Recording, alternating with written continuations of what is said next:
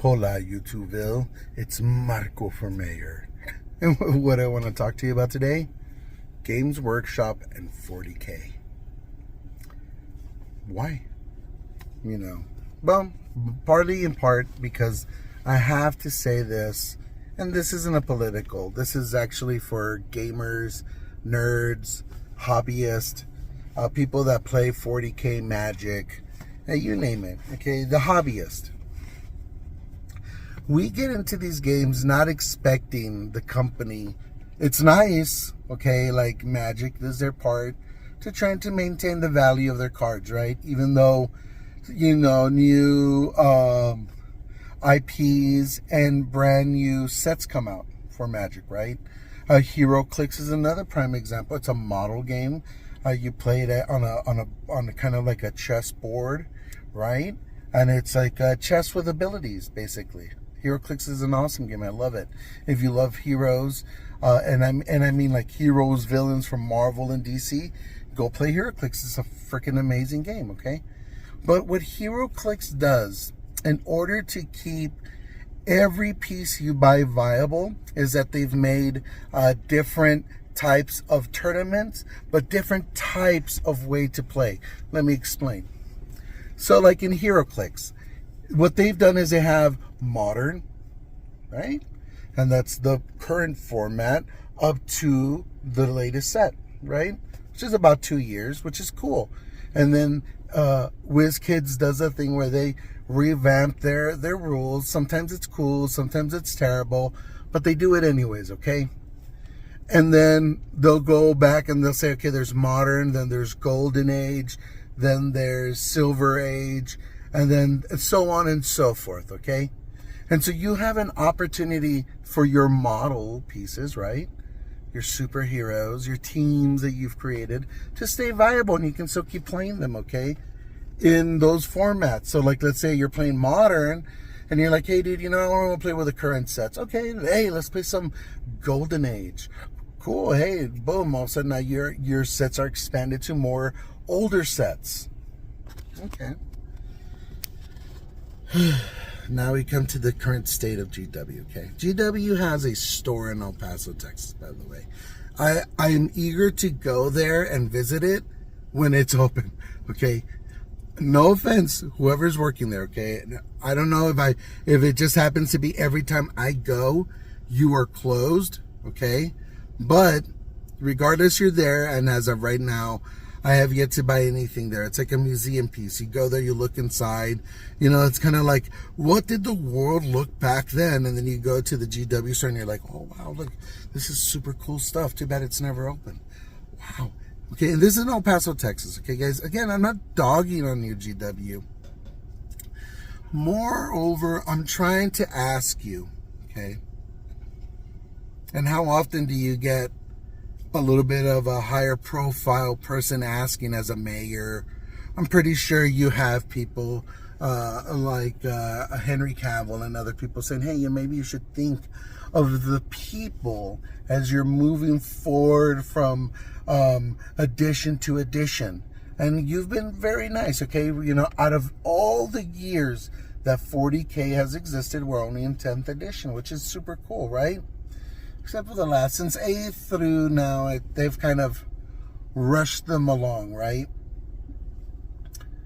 And there's nothing wrong with that. It keeps the game fresh. If people want to play the edition that they love, that you can play it. The GW is not saying if you play that game, you're not part of the crew or anything. You can go back and play those editions. Find the codexes, throw down, do some 5th edition. Do some 6th edition, which you can ally in that. That's one of my favorite editions. You can ally with different factions. So real famous ally, desperate allies, I guess is what they were Teldar. It was like Eldar and Tau, which was miserable, but it was fun. It was cool. And then you have 8th edition, and these new editions, the game became simpler. It wasn't as rules intensive, and also that's what happened with the old world of fantasy in GW as well, right? Uthon Nagash comes back and he's like, ha, not only am I going to destroy the old world, I'm going to destroy the rule sets. Ha, and then boom, they destroyed the whole world. And all of a sudden, everybody who had models and invested into this game, they were like the dwarves of Middle Earth, wandering around, and they're just like, what happened, man? Yeah, we had a world, it was destroyed, and now we don't have a place to go. And so some of the factions got blown off, like Tomb Kings, and other factions came to be, and it became AOS. And you know what? In the long run, okay, even though GW blew up the game, there was another game store out there called St. Louis Gaming Company. They gave us a Zero Comp. And that is what saved the game. Not GW saying, oh, let's blow up Uthon, let's blow up the old world, and then we'll make AOS. No, AOS in the beginning was terrible. Okay, they had no idea what to do with it. They blew it up. That was that.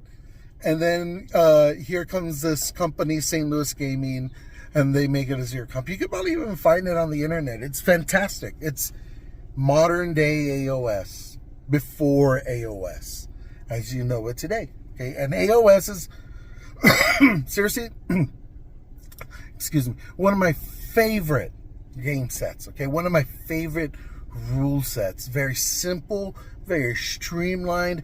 Get in there, fight models, have fun. This is what wargames is all about, right? Boom, boom, boom, get in there, and bam, wham, bam, thank you, man, you're done. And now, you're here in 10th edition, okay?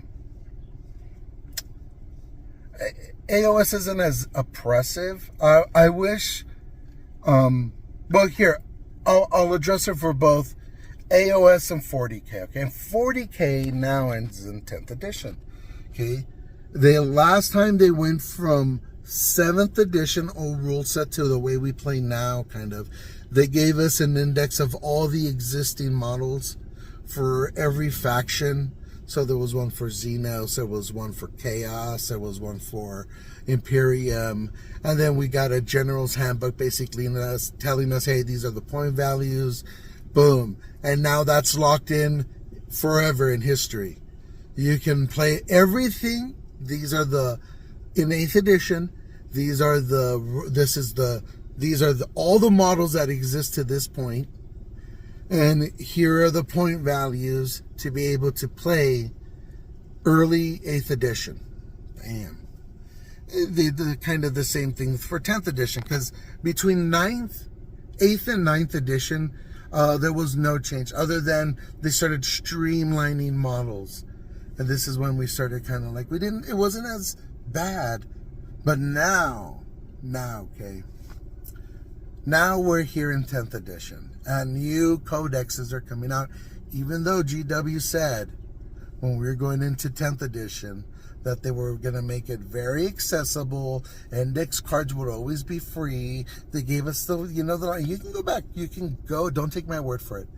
Go back and read the early articles, the early videos, all their promises about how 10th edition 40K was going to be. Okay, this was also their promise for AOS. Okay, it was going to be very accessible to everybody. You, the modeler, the people who have invested into our game, were thinking of you. Okay. And I get it again. You're a multi-billion-dollar company, okay? But there's people that are still investing and invested into your IP because we think it's fantastic, okay? Again, I'm running for mayor of El Paso. What the hell do I have to be talking about 40K, right? Because I am a fan. I love your IP. I think, just take 1 second, okay?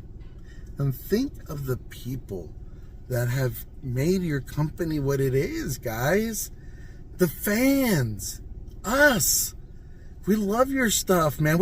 I remember from 5th edition, and that's when I really started getting into. But I've been in the 40K ecosystem since early 80s, okay? We've played Epic. We kind of got these ideas of what it was to the Emperor and all this stuff. And then we were understanding the game. We're learning the game. The canon was coming to life right before our eyes, guys. I'm 49. And so I got to see this storyline progress, right? We would buy codexes. Some of my favorite factions: Harlequins, Grey Knights, Ultramarines. You know, we would read the codexes that would come out for every edition. Sometimes you would get multiple codexes in one edition. This is when they weren't so fast on making new editions, okay, fixing their rules and stuff. So they were just like, here's a rule set, play them. We'll make you brand new codexes every so often. That was amazing. That was cool. I like that. Okay, if you guys do that for 10th edition and leave it for like 6-7 years and just make codexes every 2 years or year and a half, like every 2 years, 3 years, that's cool. You know, maybe that could be a standard. You know, have 1-2 codexes, and then that would be 3-6 years, and then go into something new. You know, a newer version, trying to get those new people to come in. So I understand the necessity to go from edition to edition. Okay, I'm not advocating for you stay in one edition, you know, that's what counts. No. I understand. You're a corporation. You are responsible to people that are invested into your company, but also the fans, also the longevity of the game. I understand. Trust me. I understand business. Okay, and my family owns a restaurant. I've had a couple of restaurants. They've come and gone, so I understand freshness. The idea of keeping things fresh, it's essential in the game. You know, you bring in new fans. Unfortunately, sometimes you lose old fans, which is what you're doing right now, guys. What are you doing? Are you crazy? I wish I could be in these board meetings and be like, hey, guys, hold on, okay? Now we're starting to cut models out, okay? It's not like Magic. Here's another example. Magic has standard, but they have modern. They have commander. They have all these formats. You guys just say, oh, there's legends. To me, you guys saying, oh, throw that model in legends is like saying, just throw it into the trash bin. And that's that. You leave it there. You won't address it anymore, but it exists. The model exists.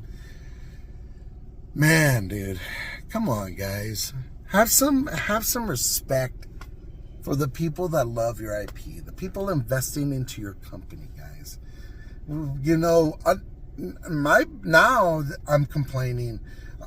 I saw this before and it was a pain, and I was like, this kind of sucks. There's so many cool models that we don't have access to anymore.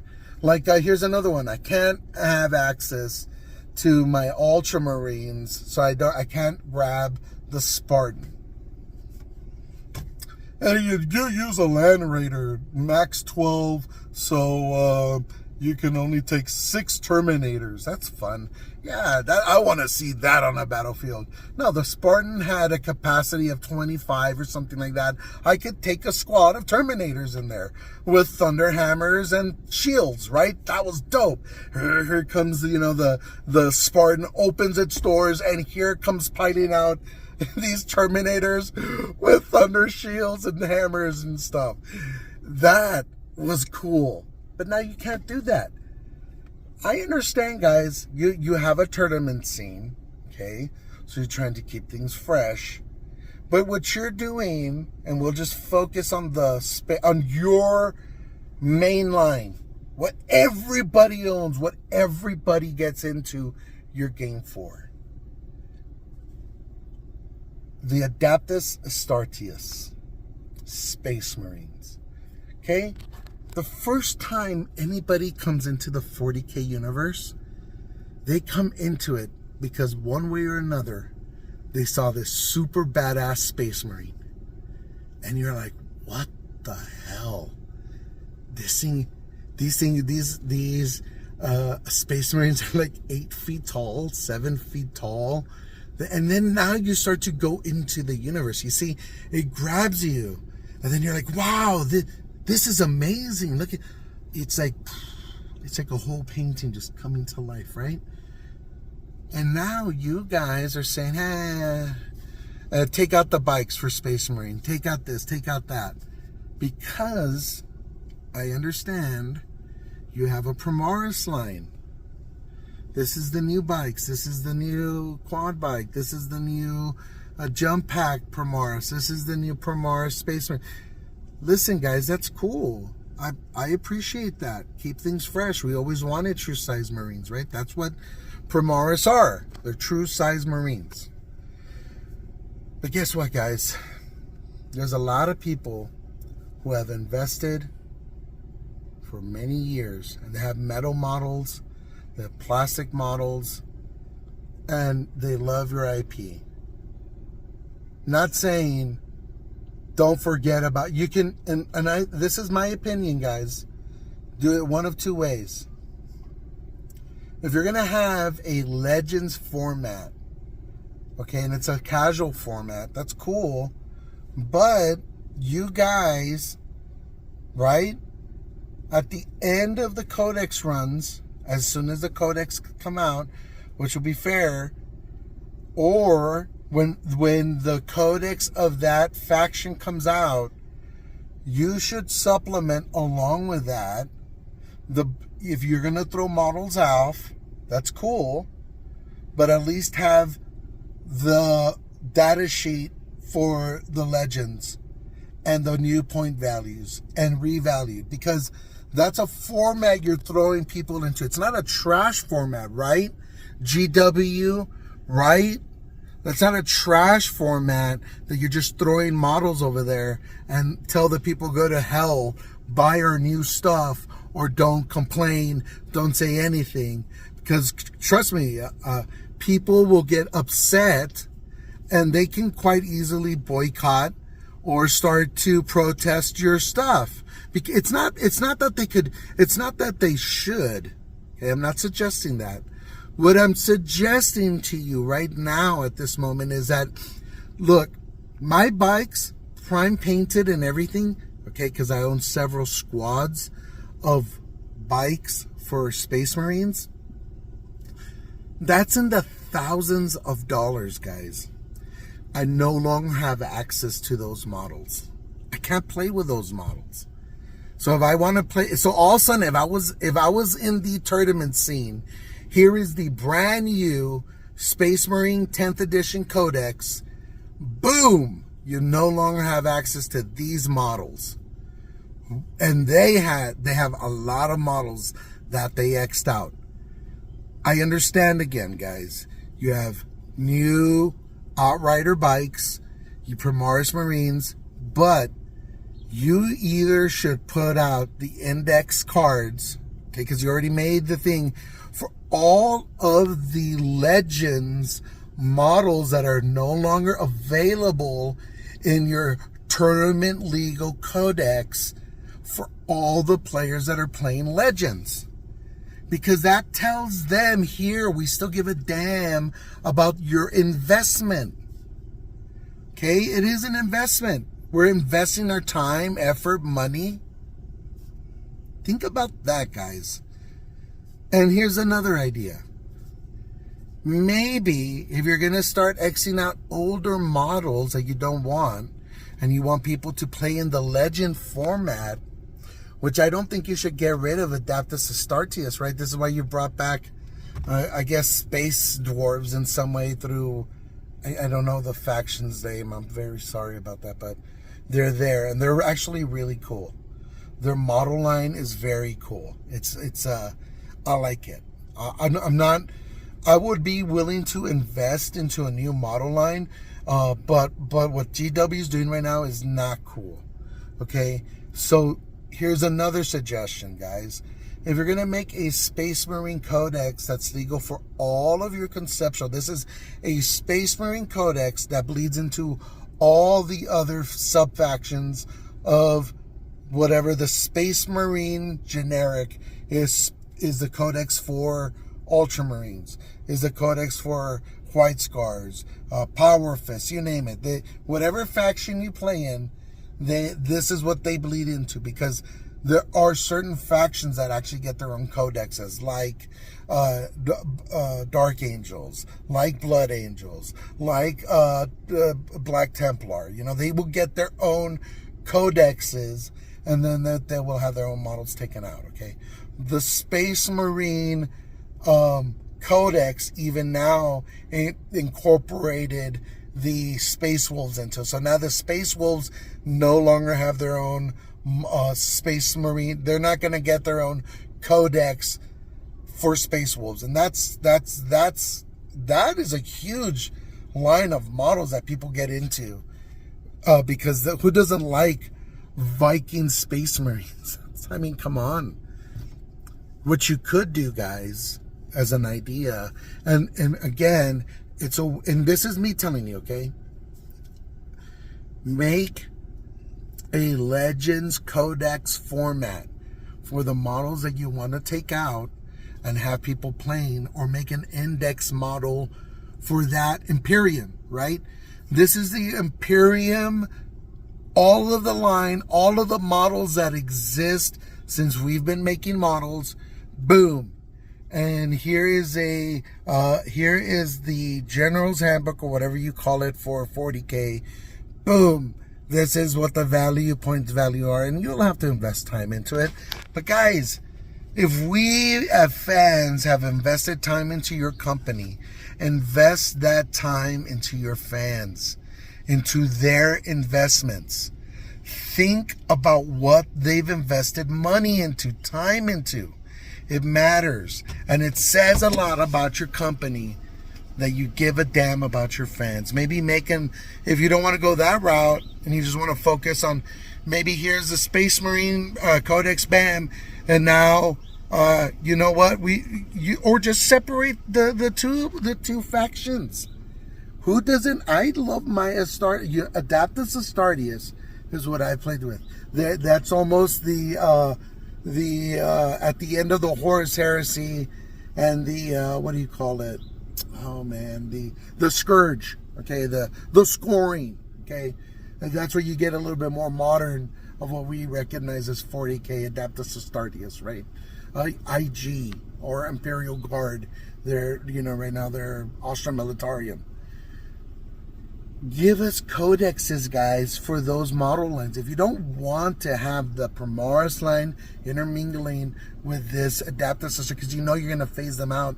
Phase them out. Get them out of there. Get them away from each other. Have the Primaris have their own story as they're coming in, and now all the Adeptus Astartes are just their gene seed is no longer being used, right? Because Gilman's back. The Primaris gene seed has been set. Now you can make the story where some Adeptus didn't want to become Primaris, right? It's a process to become Primaris. Well, some Adeptus were like, nah, I'm fine with that. I still want to serve my chapter as an Adeptus Astartes. And guess what, guys? Now you've created a new faction, right?